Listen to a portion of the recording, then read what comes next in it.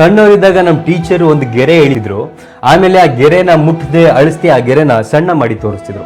ಹೇಗೆ ಅಂದ್ರೆ ಅದ್ರ ಪಕ್ಕ ಇನ್ನೊಂದು ದೊಡ್ಡ ಗೆರೆನ ಬರೀತಿದ್ರು. ಈಗ ಇದಕ್ಕಿಂತ ಇನ್ನೊಂದು ದೊಡ್ಡ ಗೆರೆನ ಬರೆದ್ರೆ ಇದು ಕೂಡ ಸಣ್ಣ ಕಾಣುತ್ತೆ.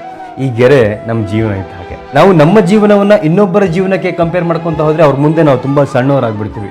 ಇವರು ಇನ್ನೊಬ್ಬರ ಜೀವನಕ್ಕೆ ಕಂಪೇರ್ ಮಾಡಿದ್ರೆ ಅವರು ಕೂಡ ತುಂಬಾ ಸಣ್ಣವರಾಗ್ತಾರೆ. ಅವ್ರ ಹತ್ರ ಇರುವಂತಹ BMW ಬಹಳ ದುಬಾರಿ ಅನ್ಸುತ್ತೆ, ನಮ್ಮ ಹತ್ರ ಫಾರ್ಚುನರ್ ಇದ್ರೂ ಕೂಡ ಅದು ಬಹಳ ಸಣ್ಣದ ಅನ್ಸುತ್ತೆ. ಅವರ ಮನೆ ನಮ್ಗೆ ಅರಮನೆ ತರ ಕಾಣುತ್ತೆ, ನಮ್ಮ ಮನೆ ನಮ್ಗೆ ಗುಡಿಸ್ಲಿನ ತರ ಕಾಣುತ್ತೆ. ಆದ್ರೆ ಒಂದನ್ನ ನೆನ್ಪಿಟ್ಕೊಳ್ಳಿ, ಎಲ್ಲಿಯವರೆಗೆ ನೀವು ನಿಮ್ಮ ಜೀವನವನ್ನ ಇನ್ನೊಬ್ಬರ ಜೀವನಕ್ಕೆ ಕಂಪೇರ್ ಮಾಡ್ಕೊಂತ ಹೋಗ್ತಿರೋ ನೀವು ಸಣ್ಣವರಾಗಿ ಇರ್ತೀರಾ. ಯಾಕಂದ್ರೆ ಒಬ್ಬರಿಗಿಂತ ಒಬ್ರು ಶ್ರೀಮಂತರು ಇದ್ದೇ ಇರ್ತಾರೆ, ಒಬ್ಬರಿಗಿಂತ ಒಬ್ರು ಸುಂದರವಾಗಿ ಇದ್ದೇ ಇರ್ತಾರೆ. ನಿಮಗೆ ಅವರ ಐಷಾರಾಮಿ ಜೀವನ ಇಷ್ಟ ಆಗ್ತಿರುತ್ತೆ, ಆದ್ರೆ ಅವರಿಗೆ ನಿಮ್ಮ ನೆಮ್ಮದಿಯ ಜೀವನ ಇಷ್ಟ ಆಗ್ತಿರುತ್ತೆ.